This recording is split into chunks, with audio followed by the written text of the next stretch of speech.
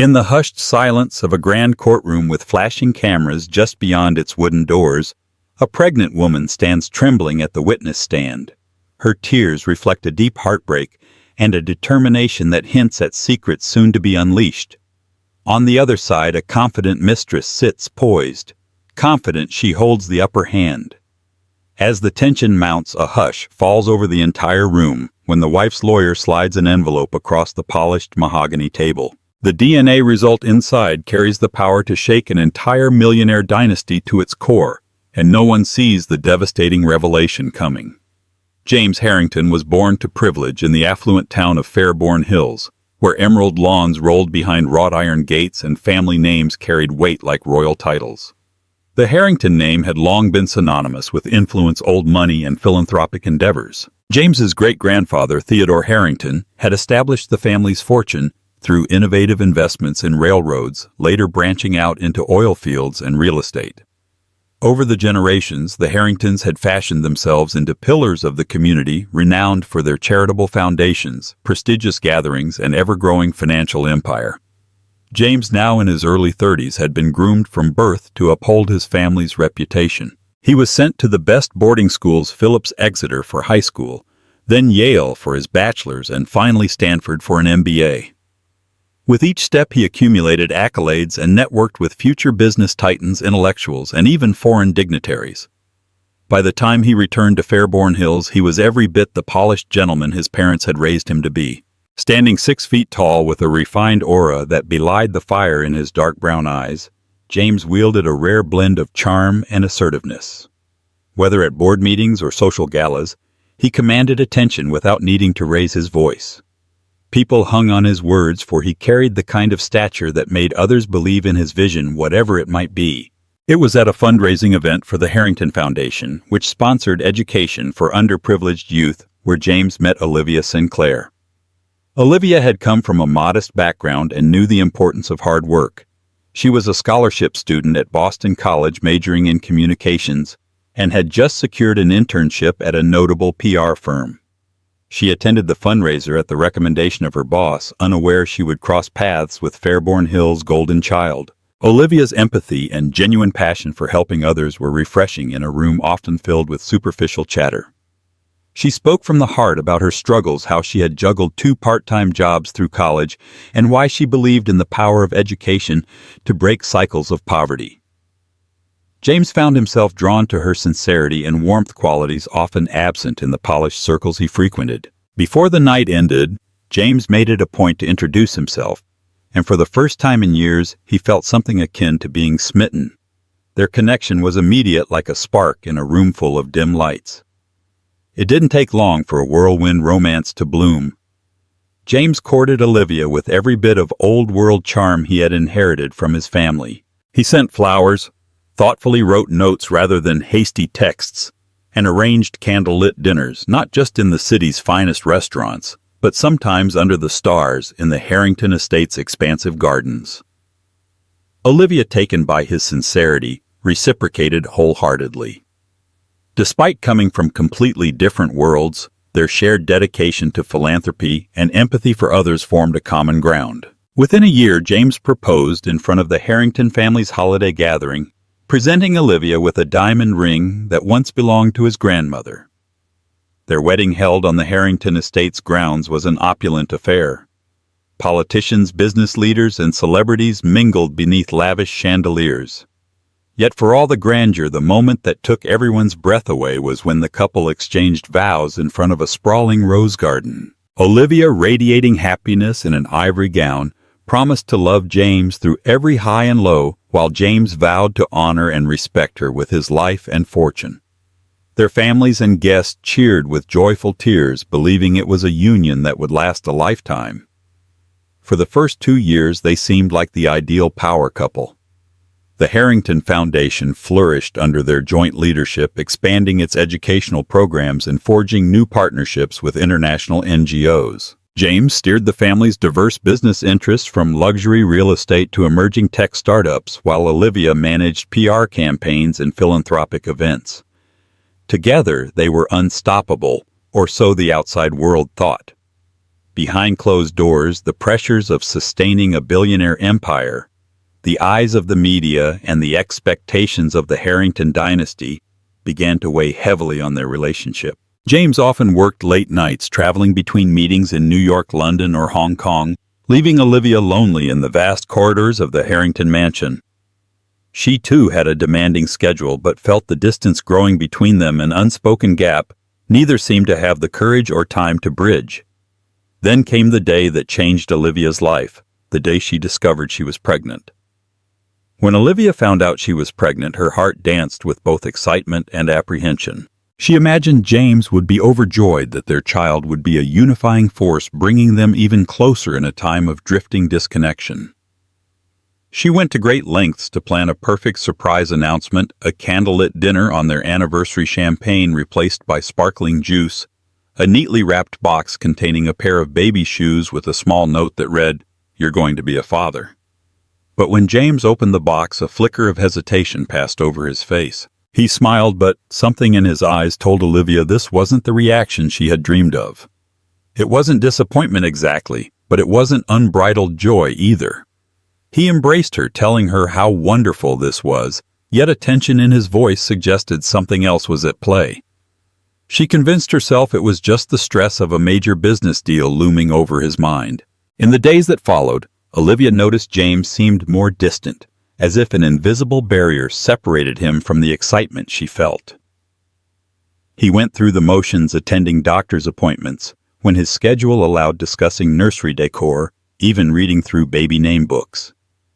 But his enthusiasm was subdued, overshadowed by phone calls from business associates, rushed dinner conversations, and the persistent ring of new deals waiting to be closed. One evening in the middle of her second trimester, Olivia walked into James's home office, a large study with floor-to-ceiling bookshelves lined with portraits of past Harrington patriarchs. She found him hunched over his desk, staring blankly at a letter in his hands. When she asked what was wrong, he quickly tucked the paper away, forcing a tight smile. "Just some business matters." "Everything's fine," he said. But Olivia sensed the undercurrent of turmoil. The next few weeks brought more strange occurrences. James started receiving private phone calls at odd hours. Olivia once heard him whispering in another room. The conversation ended abruptly the moment she stepped closer. She noticed changes in his behavior, canceling dinner plans, returning home in the early hours of the morning, smelling of expensive perfume that certainly wasn't hers. She tried to rationalize it. Maybe it was business dinners, meetings with wealthy investors where both men and women circled. She trusted him, or at least she wanted to. But an unease crept into her heart, casting shadows over the mansion's opulent walls. Meanwhile, the pregnancy made Olivia more emotional, more vigilant. She sought reassurance from James that everything was all right, but his answers grew increasingly evasive. Their once lively discussions about raising a child had become stilted, overshadowed by the sense that he was harboring secrets. Despite her worries, Olivia tried to focus on her own health and the impending arrival of their baby. She spent her days reading parenting books, attending yoga classes for expectant mothers, and trying to maintain her role in the Harrington Foundation. In public, she still had to present herself as the elegant, unflappable wife of the city's favorite millionaire son. Yet away from the cameras, she spent sleepless nights wondering if she was merely playing a part in a story that was starting to unravel. Her suspicions reached a breaking point when she discovered a platinum bracelet in the glove compartment of James's car. Engraved on its interior were the initials BM, clearly not her own. The design was feminine, and from the style of the piece, it was obviously a recent purchase from an upscale jeweler in Paris. Olivia felt her stomach churn. The final puzzle pieces were beginning to align in a dark, unmistakable pattern. Unable to bear the weight of her suspicions any longer, Olivia confronted James one night. She showed him the bracelet, her hand shaking, tears brimming. "Who does this belong to, James?" she asked. James's face went pale, and for a moment he appeared almost relieved that she had asked. He stuttered, fumbling over words. It was for a business associate who'd done them a great favor. He explained half-heartedly, offering an unconvincing smile that did little to soothe Olivia's torment. Doubt festered, overshadowing the joy of her pregnancy. The next day, she did a quick online check of major society columns and paparazzi snapshots. One name kept appearing alongside rumors of James Harrington, Beatrice Marshall, an emerging fashion designer with a penchant for drama and sensational headlines. Rumors of their alleged closeness circulated on social media, but were swiftly dismissed by official statements from James's PR team. Yet the photos told a different story. Images of them entering a private members-only club in New York, exiting a luxury hotel in Milan, always with James's hand resting on the small of her back in an all-too-familiar gesture. Olivia's hands trembled at the sight of the pictures. She felt a cold wave of betrayal washing over her, her heart pounding in fury and despair. She tried calling James to confront him with the evidence, but her calls went unanswered. In that moment, she realized that the man she married was no longer the person she thought she knew. Their carefully cultivated image of marital bliss was cracking the shattered shards, threatening to cut deep. Pregnant, alone, and uncertain of her future, Olivia decided it was time to confide in someone. She contacted an old friend from college, Maya Roberts, who now worked at a local law firm. Though not specialized in family law, Maya could at least provide a listening ear and connect Olivia to the right resources if needed. Olivia confessed everything: the tension, the bracelet, the suspicious calls, the incriminating photos. Maya, outraged by James's duplicity, offered her unwavering support.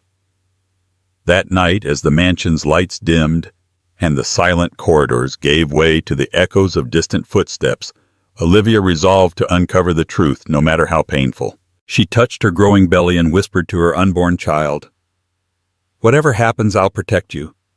But she had no inkling of the storm gathering just beyond the horizon. A storm that would shake the Harrington empire to its core and thrust Olivia into the most harrowing battle of her life. Beatrice Marshall wasn't just another socialite chasing clout. She was a ruthless opportunist who had climbed her way into the fashion industry through cunning alliances and meticulously planned publicity stunts. Her designs were bold and avant-garde, often featured in gossip columns more than fashion editorials. She reveled in controversy, believing that any publicity was good publicity. Standing 5'9" with striking blonde hair and an icy smile that could disarm the most formidable critics, Beatrice made sure her name stayed on everyone's lips. When James Harrington began appearing in her orbit, tongues started wagging. Paparazzi snapped photos of them at private clubs, at her runway shows, at upscale restaurants in Milan during Fashion Week.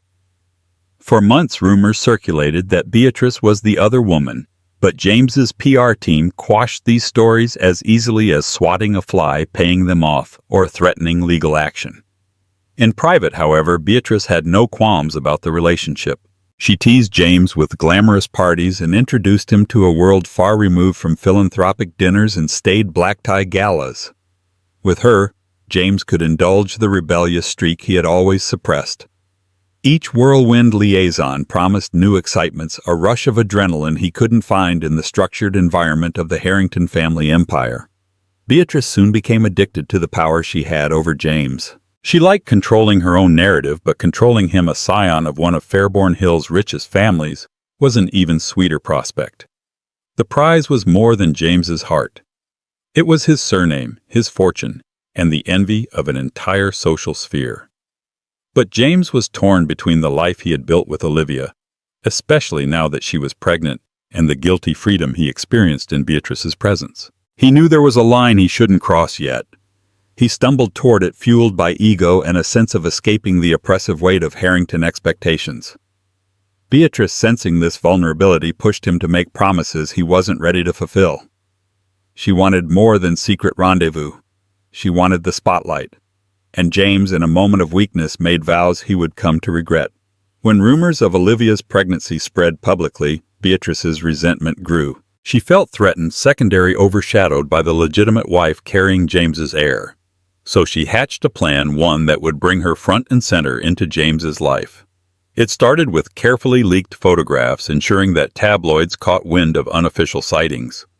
Then she whispered into James's ear about launching a new fashion line. The launch party would be in Hong Kong, a city James frequently visited for business. She insisted he attend, promising a discreet arrival and departure to avoid fueling the rumor mill. In truth, she organized for certain paparazzi to be there waiting to capture the hidden glimpses that would ignite scandal. James, oblivious to Beatrice's manipulations, agreed to go. That night, as he stepped onto the rooftop of the glitzy Hong Kong venue, cameras flashed in every corner, capturing the moment he held Beatrice's waist in a way that wasn't just friendly. The next morning, the tabloids were ablaze with salacious headlines insinuating an affair more brazen than ever before. Olivia woke up miles away in Fairborn Hills to find her husband splashed across websites and magazines, grinning alongside the mistress in question. Humiliated, devastated, and sick with heartbreak, Olivia confronted James in a tearful rage the moment he returned home. He denied nothing this time but tried to explain. He was exhausted pushing the blame onto the high-pressure environment that had corroded their marriage. It was a mistake, he said, a moment of weakness. But Olivia saw the empty look in his eyes, the refusal to cut off contact with Beatrice. She knew this went deeper than a simple indiscretion. Beatrice, emboldened by her successful publicity stunt, escalated her demands.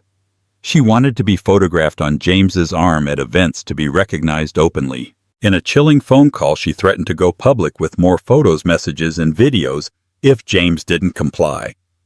She even gloated that she was planning to launch a collaboration with a top-tier real estate developer, someone who might be a competitor or partner for the Harrington empire. The message was clear. She could stir up trouble for James in his professional world if he didn't play along. Increasingly cornered, James found himself losing control of the narrative. For the first time in his life, he couldn't rely solely on his family's wealth or influence to sweep a crisis under the rug. Beatrice held the cards, and his marriage was unraveling by the day. Each time he tried to break things off, she threatened more exposure, more chaos. If Olivia found out the full extent of their affair, and that James had once promised he would leave everything for Beatrice, he feared she would divorce him and take a significant share of the Harrington estate. But the greatest shock was yet to come. In a private text message, Beatrice dropped a bombshell. She claimed to be pregnant as well. James's mind reeled. If true, it would throw the entire Harrington legacy into turmoil. 2 pregnant women claiming the Harrington heir. The tabloids would feast on this scandal, potentially toppling the family's carefully maintained image. Desperate, James decided to confide in an old confidant, William Friedman, a prominent attorney who had been the Harrington family's legal fixer for decades. William was known to be discreet and ruthless, capable of handling the darkest secrets with a stoic detachment. However, James underestimated the chain reaction this decision would set off. The day James visited Friedman's office, he pleaded for a solution to ensure that Beatrice's claims would never see the light of day, and that Olivia remained in the dark about the affair's full extent. Friedman, cool and calculating, promised to investigate. His first step was to discreetly contact a private investigator to verify Beatrice's pregnancy. If it was false, they could easily discredit her. If it was true, they would propose a settlement to quietly handle the matter. What no one anticipated was that Friedman's involvement would leak. Gossip traveled fast in Fairborn Hills, and soon enough rumors swirled that James was not only seeing another woman but also seeking to cover up a potential second pregnancy. Olivia, in her heartbreak, had reached out to her own legal ally, Maya Roberts, who then referred her to a high-profile family lawyer, Mia Donovan. Mia's reputation for aggressively defending the rights of scorned spouses was legendary. Before James could finalize any hush deal, he found himself slapped with legal papers requesting a formal separation. The scandal crescendoed, culminating in a dramatic confrontation in which Beatrice, accompanied by her own lawyer, threatened to sue for emotional distress and child support if James didn't publicly acknowledge her unborn child. Olivia, devastated and furious, demanded full transparency and prepared her own legal countersuit to protect her and her baby's future. The stage was set for a public court hearing that would embroil the Harrington family in unprecedented scandal. Yet behind the swirl of tabloid gossip and high-powered attorneys, an even larger secret brewed. DNA results would soon be demanded to verify paternity, and the truth, far more tangled than any rumor, was about to erupt, forever changing the lives of everyone involved.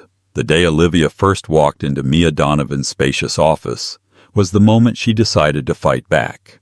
Maya was well known for her fierce dedication to her clients, especially women betrayed by powerful men. Her office, perched high in a gleaming skyscraper overlooking the city, was both imposing and comforting to Olivia. Modern art pieces lined the walls, and the floor-to-ceiling windows allowed a panoramic view of Fairborn Hills. Mia greeted Olivia with a handshake that was firm yet reassuring. As Olivia recounted her story, tears ran down her cheeks. She shared details of how James's affair had become public knowledge, how hurt and humiliated she felt, and her fear of bringing a child into such turmoil. Mia listened intently, scribbling notes in a leather-bound notepad. When Olivia mentioned Beatrice's alleged pregnancy, Mia's eyes narrowed. "We need proof," she said. "We can't act on rumors alone. We also need a thorough financial picture. If we proceed with a separation or divorce, we must ensure you and your baby are secure." Meanwhile, James scrambled to contain the fallout.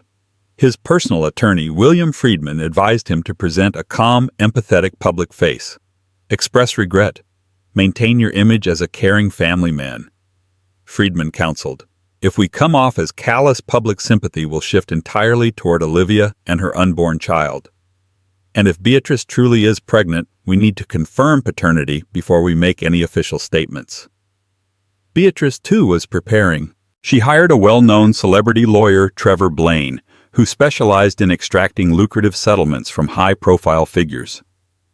Trevor wasted no time in orchestrating a media narrative portraying Beatrice as a misunderstood genius driven into the arms of James Harrington by shared artistic visions and an unquenchable spark of love. Tabloid headlines soared, painting her alternately as the cunning mistress or the victim of a wealthy man's manipulation. Public opinion was deeply divided. Amid the media storm, Olivia's health began to suffer. Stress eroded her sleep, and she started experiencing complications with her pregnancy: migraines, dizziness, and heightened blood pressure. Frequent checkups with her obstetrician, Dr. Felicia Warren, became critical. Dr. Warren warned her that excessive stress could harm both her and the baby, urging her to find emotional support and maintain a stable environment. Yet how could Olivia find stability when every news channel seemed to flash her husband's betrayal? Paparazzi camped outside the gates of the Harrington mansion, and reporters hurled invasive questions whenever she stepped out. The once quiet estate now felt like a public arena with drones buzzing overhead trying to capture private moments. The Harrington family, mortified by the scandal, tried to smooth things over. James's mother, Victoria Harrington, attempted to comfort Olivia, but her words felt hollow. Olivia couldn't help but think that Victoria's true concern was about preserving the family reputation rather than genuinely caring for her well-being. In a desperate attempt to keep the matter private, Friedman and Trevor Blaine agreed to schedule a mediation session. The objective was simple: settle out of court. Friedman entered the negotiations with cold logic, armed with a non-disclosure agreement that he wanted Beatrice to sign in exchange for a substantial sum. They would maintain that the affair was over, that James would continue to support Beatrice during her alleged pregnancy, if proven real, and that no further mention of the relationship would be made to the press. In Friedman's mind, this was a simple, clean transaction. But Beatrice had different ideas. She didn't want to fade into the background as a kept woman. She relished the attention and believed she could leverage the situation for an even bigger payout. She refused to sign the NDA unless James publicly acknowledged her child after a paternity test. Friedman balked at the condition. A formal acknowledgement would be a dagger in the heart of the Harrington brand, signifying an undeniable fracturing of the family. The mediation collapsed, each side seething with resentment. Public interest soared, intensifying the media circus.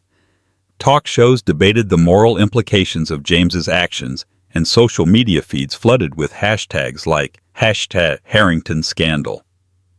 Influencers dissected every new rumor, analyzing each photograph for hidden meanings. The public was enthralled by the saga of the pregnant wife versus the cunning mistress, and everyone eagerly awaited the next twist. Finally, a court hearing loomed on the horizon. Olivia, through Mia Donovan, filed a petition for legal separation, citing infidelity and emotional distress. She also filed a protective order against Beatrice, given that the mistress had begun taunting her on social media, posting cryptic messages alluding to the real heir of James Harrington. Trevor Blaine responded with a countersuit on Beatrice's behalf, claiming James had promised her financial and emotional support, thus leaving her in limbo and psychologically scarred. Under mounting pressure, James agreed to a paternity test for both unborn children at Friedman's recommendation. It was the only way to quell speculation and possibly salvage his reputation. Olivia, though deeply hurt, found herself ironically hoping that Beatrice's pregnancy was a lie. But her fear was tangible.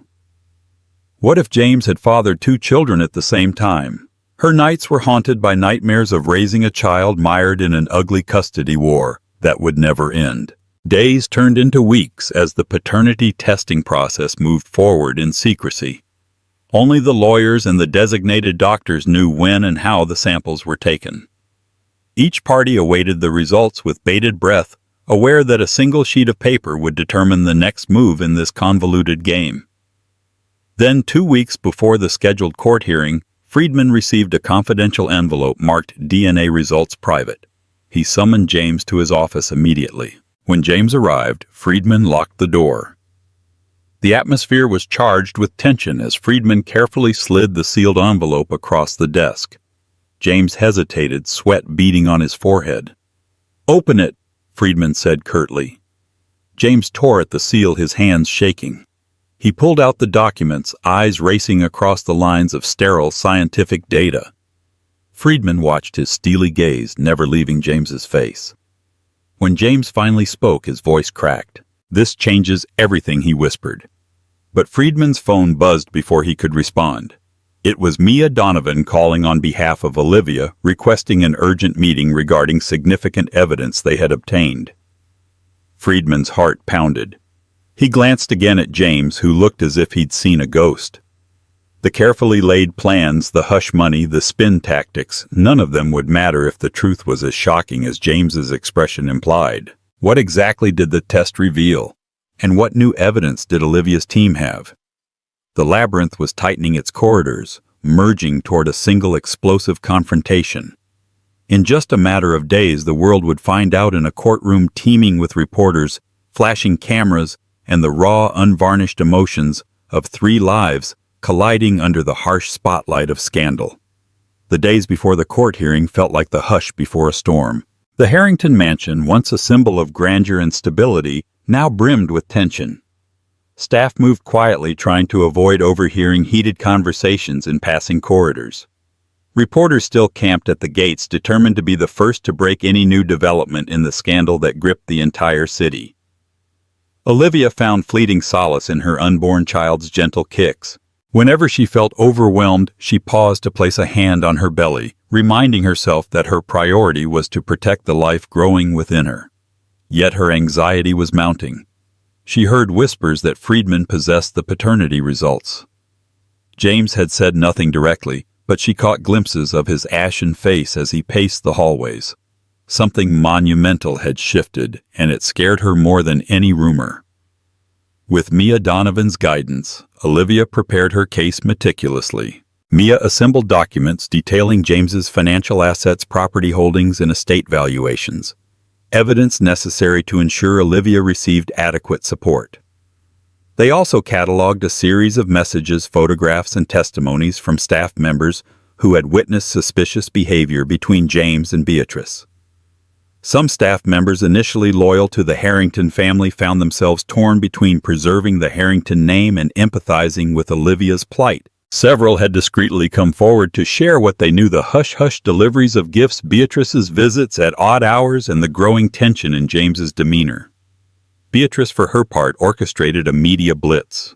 She granted a sensational interview to a tabloid carefully curated by Trevor Blaine to paint her as the naive other woman who had genuinely believed James's promises of a future together. She emphasized her own pregnancy, describing how anxious she felt without James's emotional and financial support. Her words tugged at the public's sympathy, even though critics pointed out her role in breaking up a marriage. Yet the public's fascination only grew. Networks scheduled prime-time segments dedicated to dissecting the Harrington scandal, bringing in psychologists, legal experts, and gossip columnists, all offering their takes on who was at fault, who was lying, and who deserved compassion. Meanwhile, Friedman devised a last-ditch strategy to contain the damage. He considered leaking a partial version of the truth, suggesting that James had been deceived by Beatrice and that her pregnancy might be questionable. However, the DNA test results in Friedman's possession complicated any attempt at spinning the narrative. He also had no control over the significant evidence Mia Donovan claimed to have. Torn between loyalty to the Harrington family and the complexities of the case, Friedman debated whether to advise James to settle quickly or risk the unpredictable fury of a full court hearing. The day before the hearing, a private conversation took place in James's study. Late at night, after a tense dinner, James asked Olivia to meet him there. She arrived to find him standing by the large bay window gazing out at the moonlit gardens. His usual confidence was replaced by a haunted expression. For a moment, neither spoke. Eventually, James broke the silence. "I never wanted this to happen," he said, his voice trembling. "I was stupid, reckless. And now I might lose you, our baby, everything." Olivia fought back tears. She wanted to ask about the DNA tests, about why he couldn't just admit the truth. But she also wanted answers to a deeper question. Did he ever truly love her? "If you never wanted this," she replied, "why did you chase it? Why did you lie to me over and over?" James struggled to find the words. He offered a version of contrition, half apology, half self-pity. He insisted Beatrice had manipulated him, leveraging his desire for excitement outside the rigid Harrington lifestyle. He admitted to wanting an escape, a break from the pedestal he was placed on since birth. It was a tangled knot of guilt, regret, and desperation, a confession that might have meant something if it hadn't come so late. Before Olivia left, she turned to face him, tears sliding down her cheeks. "Do you have any idea," she said softly, "how it feels to go to bed every night carrying your child, not knowing if you'd rather be with her?" James didn't answer. She left him standing there in the shadows, consumed by a shame that had arrived far too late. The morning of the court hearing dawned with a muted sunrise. The corridors of the Fairborn Hills courthouse were already packed with reporters, photographers, and onlookers who had come to witness the showdown. Police officers were stationed at every entrance, keeping the throng at bay. Olivia arrived with Mia Donovan by her side, head held high despite the swirling cameras and shouted questions from the press. She wore a simple black maternity dress, her face devoid of the usual makeup. Instead, her natural beauty and the raw emotion in her eyes captured the attention of everyone watching. James followed, accompanied by William Friedman. He wore a tailored navy suit, but the confident stride that once defined him was replaced by anxious hesitation. The reporters clamored for a statement, but Friedman swiftly guided him through the crowd, refusing any comment. Beatrice made her entrance last, swathed in an eye-catching designer ensemble that hugged her figure, her hand conspicuously resting on her slightly rounded belly. The paparazzi flashes intensified. Trevor Blaine, dapper in a pinstripe suit, escorted her every bit the showman. Inside the courtroom, tension thickened. The judge, an imposing figure named Judge Harriet Gibbons, took her seat behind a lofty bench. She had presided over many high-profile cases, but the media frenzy surrounding this hearing was unprecedented. She wasted no time calling the court to order and addressing the gathered parties: Olivia Harrington, pregnant wife and plaintiff; James Harrington, defendant; and Beatrice Marshall, the co-defendant in the countersuit. Mia Donovan began the proceedings, laying out Olivia's claims of infidelity, emotional distress, and the need for financial protection during pregnancy. She displayed a series of documents, including evidence of James's affair with Beatrice, texts, emails, hotel invoices. As each piece of proof was read aloud, Olivia kept her gaze on the floor, her stomach twisting with every humiliating detail laid bare. Trevor Blaine fired back, painting Beatrice as a woman scorned by broken promises. He argued that James had misled her into believing he would leave Olivia, and that when pregnancy entered the picture, he tried to silence Beatrice with hush money. Beatrice's eyes shone with tears on cue, and she dabbed them theatrically with a handkerchief. To the onlookers, it was a polished performance. Some believed her, others scoffed. The courtroom stirred when Friedman rose to speak. He addressed the DNA tests, acknowledging that paternity was central to the matter. He then presented the official lab results. The hush that fell over the room was palpable. Friedman's voice was steady, but James's face was ashen as Friedman announced 1. For Olivia Harrington's child. There was a 99.9% probability that James was the biological father. 2. For Beatrice Marshall's child. The results showed a 0% probability that James was the biological father. Gasps and murmurs filled the air. Beatrice's face went sheet white. Trevor Blaine looked flabbergasted, momentarily losing his composure. A hush descended as Friedman continued. My client has thus been wrongly implicated. While he admits to an affair, the pregnancy claimed by Ms. Marshall is not biologically his responsibility. Immediately, Beatrice leaped to her feet, protesting. This is a lie, she screamed, tears rolling down her cheeks. He must have bribed the doctors. There's no way. But Friedman calmly presented documents from an independent lab, stamped and verified, leaving little room for doubt. Judge Gibbons banged her gavel for order. Once the commotion settled, Trevor Blaine was forced to concede that they would need time to verify the results. For Olivia, the revelation was a twist she never saw coming. Her eyes flickered to James. If Beatrice's child wasn't his, then why had he been so fearful? She realized that James didn't know until recently that the entire fiasco had been fueled by a lie Beatrice used to keep him under her control. But Mia Donovan wasn't done. She stood, her expression resolute. Your Honor, she said, my client has discovered critical information regarding Ms. Marshall's motivations. We have proof that Ms. Marshall engaged in a calculated plan to defraud Mr. Harrington. She produced receipts from a private medical clinic in another state proving Beatrice had known for weeks that James was not the father. The father was someone else entirely, a wealthy real estate developer named Conrad Grisham, who ironically had business dealings with James's family. The courtroom erupted again. Beatrice's composure shattered. Her lawyers exchanged hurried whispers. The press crammed into every available seat, scribbled frantically, preparing sensational headlines. In a last-ditch effort, Beatrice's lawyer insisted the tests were inconclusive.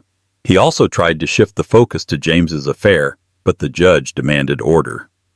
Judge Gibbons took note of the new evidence, then allowed Friedman to present James's statement.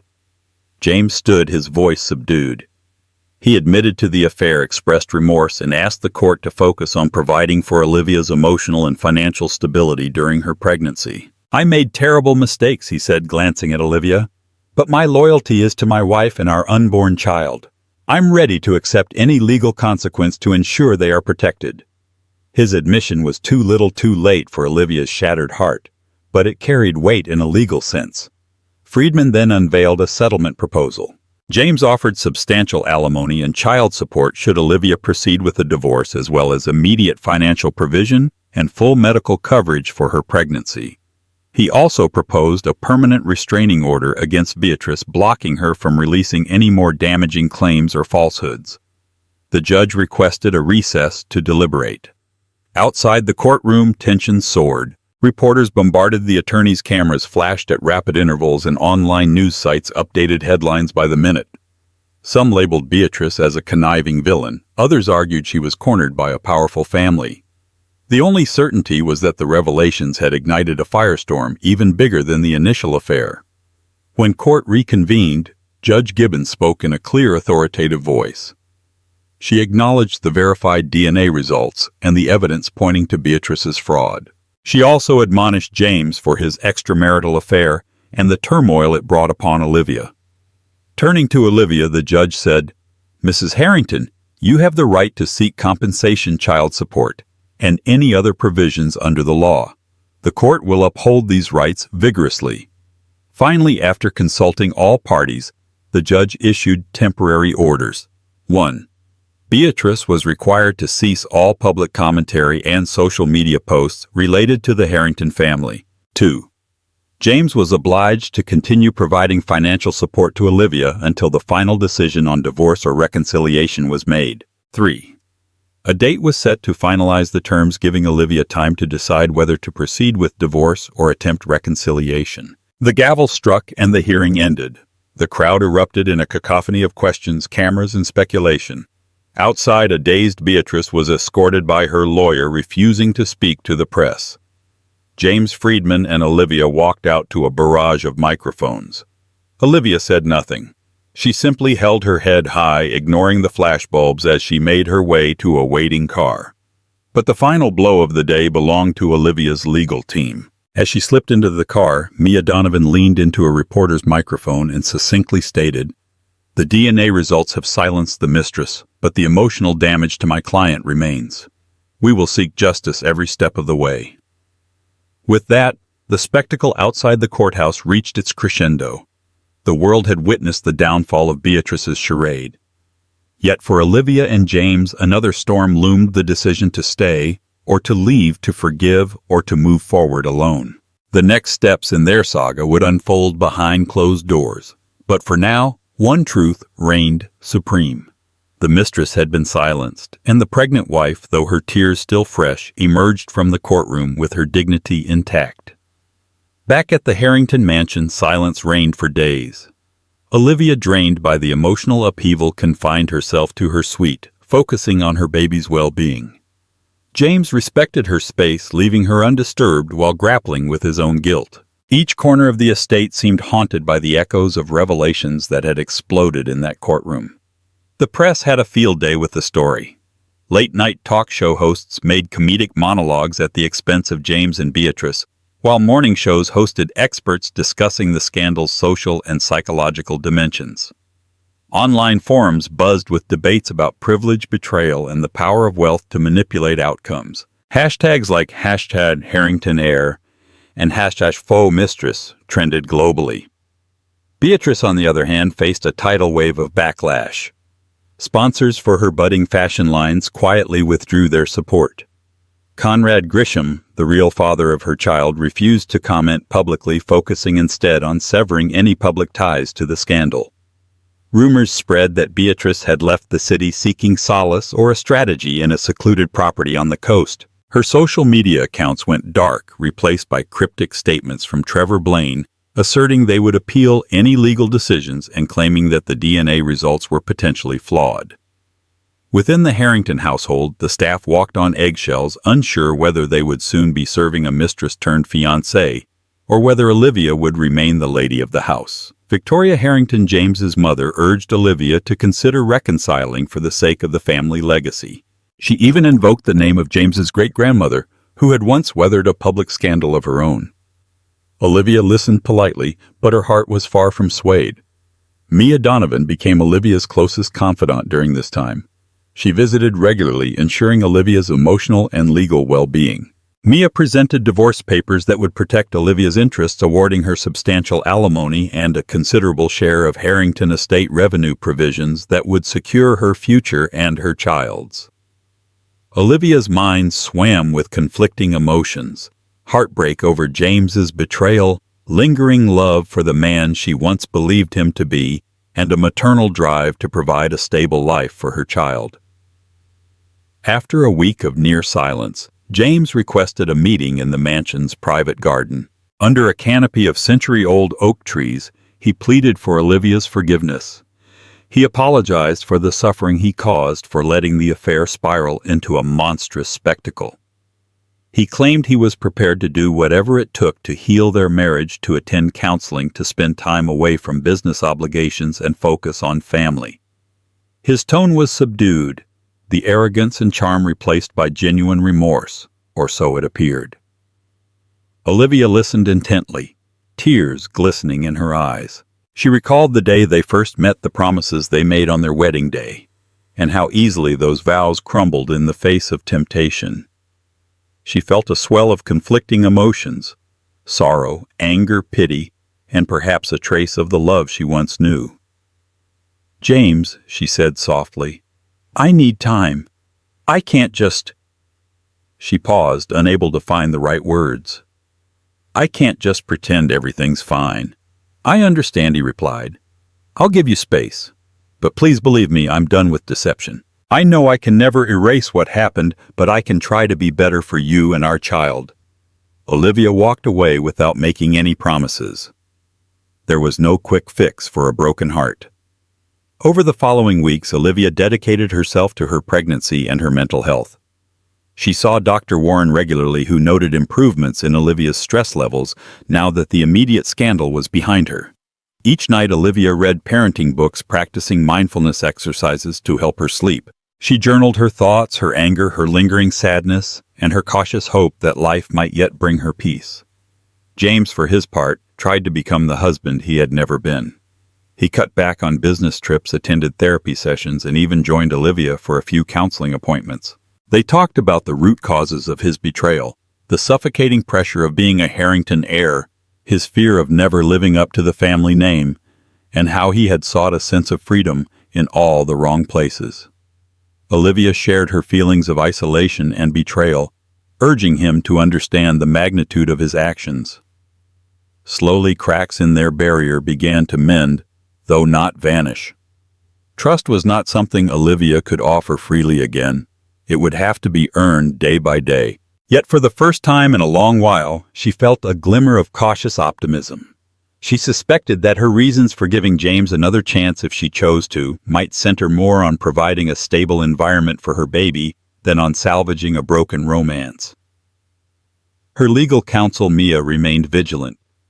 Even as Olivia wavered between reconciliation and independence, Mia continued working on the divorce papers and financial agreements. "Whether you stay married or not," Mia said, "I need to make sure you are fully protected. This is your insurance if he ever reverts to his old ways."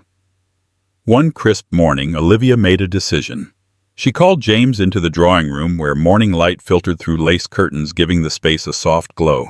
With a quiet resolve, she stated that she was willing to try counseling to see if their marriage could be repaired, but only under the strict condition that James sign the post-nuptial agreement Mia had drafted. The agreement ensured that if he was ever unfaithful again, or if the marriage became untenable, Olivia would receive a sizable portion of Harrington assets, no questions asked. James hesitated only for a moment before signing. Tears welled in his eyes as he handed her the document. "I understand," he said. "I'll do anything to make this right." For the next 2 months they lived in a tentative harmony. James doted on Olivia, helping decorate the nursery, reading up on childcare, and learning how to massage her feet whenever her ankles swelled. The staff, once on edge, began to relax. The mansion felt for a fleeting moment like a home preparing to welcome new life rather than a stage for scandal. Still, specters of the past lingered. Paparazzi occasionally staked out the property, hoping to catch a glimpse of any friction or sign of Beatrice's return. Rumors circulated that Beatrice had given birth prematurely in a private facility fathered by Conrad Grisham. No pictures emerged, and Trevor Blaine remained uncharacteristically tight-lipped. Some speculated that Conrad had paid Beatrice handsomely to stay silent and avoid further drama. Despite it all, Olivia and James pressed on. The final month of her pregnancy arrived and her health stabilized. Dr. Warren scheduled a C-section due to complications that had arisen earlier. On a chilly winter morning, James drove Olivia to the hospital. Holding hands, they entered the maternity ward, both nervous and hopeful. After hours of anxious waiting and medical preparations, they heard the first cry of their baby, a son. Tearful and overwhelmed, Olivia held him in her arms. James stood beside her, tears streaming down his face as he whispered apologies and vows of dedication to them both. In that moment, their world shrank to the hospital bed where mother, father, and child formed a fragile circle of love, a new beginning, or at least the closest they could come to one after so many betrayals. Bringing the baby home to the Harrington estate was surreal. For a while, the house was filled with the sounds of midnight feedings, soft lullabies, and gentle coos. Olivia immersed herself in motherhood, discovering a fierce, protective instinct she never knew she possessed. James, too, seemed determined to be a devoted father, waking up for late-night diaper changes and encouraging Olivia to rest. With each passing day, the memory of the courtroom drama began to fade, replaced by the immediate demands of caring for a newborn. The public had mostly moved on to new scandals, leaving the Harrington fiasco as a cautionary tale in the annals of Fairborn Hills gossip. Yet behind the scenes, lawyers finalized the legal terms of separation versus reconciliation. In the end, Olivia faced a crucial decision. Could she forgive James fully? Could she trust him again with her heart, not just co-parent with him out of necessity? She struggled with these questions, remembering the heartbreak, the public humiliation, and the tears she shed in that courtroom. On a quiet afternoon while the baby napped, Olivia found James in the nursery. He was gazing down at their son in awe, whispering soft lullabies he'd learned from his mother. A pang of emotion tugged at her chest. She considered the weight of a single choice to break free and start anew, or to rebuild a partnership that had once seemed irreparably damaged. After the baby stirred, James stepped away to let Olivia nurse. On his way out, he paused at the door. "No matter what you decide," he said softly, "I'm here for our son, and for you if you'll have me." Later that night, Olivia retreated to her old diaries, flipping through pages, chronicling her university days, their wedding, and the early months of her marriage. She recalled the overwhelming love she felt when they exchanged vows and how that love had been shattered. But she also saw glimmers of happiness in the recent days, James rocking their baby to sleep, whispering heartfelt apologies, signing the postnup without hesitation. In a tearful conversation, Olivia told James that she wanted to stay and continue working on their marriage, but that it would be a long road. She needed honesty, open communication, and consistent commitment. She refused to be naive, but she also believed that people could learn from their mistakes if they truly wanted to change. James promised he would prove himself day after day for as long as it took. With that decision, they moved forward. Counseling became a regular part of their lives. They discussed the burdens of wealth, the illusions of power, and the importance of mutual respect. There were setbacks, moments when old doubts resurfaced, or when James struggled with the pressure of business. But each time they faced those issues head-on, rather than allowing them to fester. Months rolled into a year. Their baby grew into a bright-eyed toddler toddling around the mansion's vast hallways. The media occasionally revisited the Harrington scandal in retrospective articles. But by then the story felt remote, like a distant nightmare from which Olivia had finally awakened. She continued her philanthropic work, now focusing on children's health and welfare, using her experience to advocate for maternal mental health programs. James reorganized parts of the Harrington empire, prioritizing family time and philanthropic initiatives over relentless profit-chasing. He became more active in the community, volunteering at local charities alongside Olivia. Some scoffed, calling it an elaborate PR strategy, but others saw genuine humility in his new approach. Their marriage was not the picture-perfect fairy tale it once appeared to be. They had scars, trust issues that needed constant attention, and memories that would never fully vanish. Yet they also had a newfound understanding of each other, forged by the painful fire of betrayal and the unwavering need to protect their child. Beatrice's name rarely surfaced. Rumor had it that she moved abroad, rumored to live off Conrad Grisham's fortune, but the details remained murky. From time to time, tabloids teased the idea of a tell-all from Beatrice, but nothing ever materialized. Trevor Blaine released a statement once claiming his client was focusing on motherhood, but it went largely ignored. On a warm evening, exactly 2 years after the tumultuous court hearing, James and Olivia stood on the mansion's balcony, watching their son chase fireflies across the lawn. The boy's laughter floated up to them, carrying the sweet promise of innocence. Olivia felt James's arm circle her waist. She stiffened momentarily, then relaxed, letting herself lean against him. The horizon was awash in oranges and pinks, a sunset reminiscent of the first time they realized they loved each other. No words were spoken. None were needed. They had survived a crisis that could have easily torn them apart, perhaps should have. Yet they remained a family that was both fractured and strangely stronger. The future stretched before them, uncertain but not devoid of hope. In the end, the DNA results that silenced the Mistress did more than just clear James of paternal responsibility for Beatrice's child. They forced all parties to confront the lies, manipulations, and personal failings that had led them to that tumultuous courtroom. Olivia, whose tears once stained the witness stand, emerged with greater resilience and a fierce commitment to her child's future. James, once the epitome of a privileged heir, learned that money and power offered no shelter from the consequences of betrayal. Their journey remained a delicate balancing act of trust and forgiveness, a lesson that sometimes even broken pieces can be fit together to form something new. Thank you for joining us on this intense journey through betrayal, heartbreak, and unexpected redemption. Olivia's tears in the courtroom were real, her determination fierce, and in the end, a simple DNA test brought down the walls of deceit and forced everyone to face the truth.